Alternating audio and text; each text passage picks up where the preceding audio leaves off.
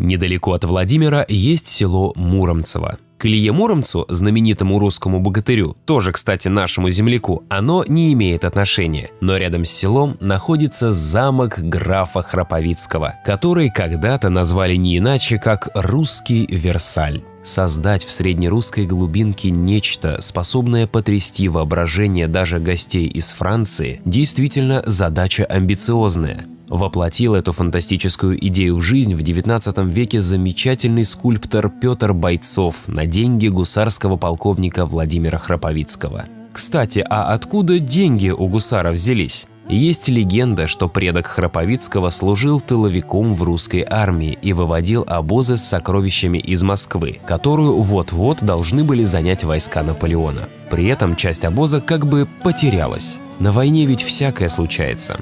Зато в глухих лесах под Владимиром сын интенданта построил сказочный неоготический дворец, на территории которого кладоискатели до сих пор пытаются найти остатки сокровищ. Легенды наш народ любит, но, скорее всего, все гораздо прозаичнее. Дело в удачном стартапе. Главным богатством здешних земель всегда был лес. Владимир Храповицкий пригласил немца Тюрмера, который поставил промышленное дело на научную основу. Он по праву считается одним из основоположников современного лесного хозяйства России. В результате каждая десятина угодий стала приносить до 12 рублей чистого дохода в год от продажи пиломатериалов, смолы, скипидара.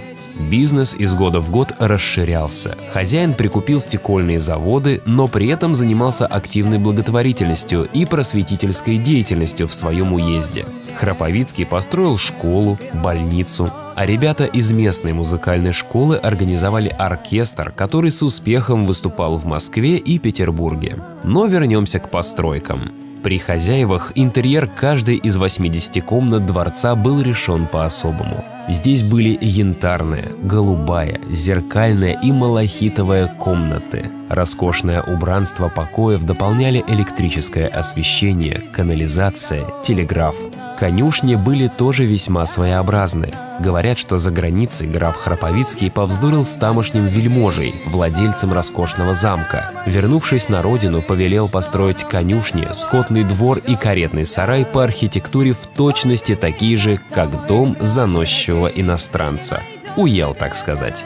А начиналась усадьба с великого парка. Дендрарий включал в себя редчайшие породы деревьев.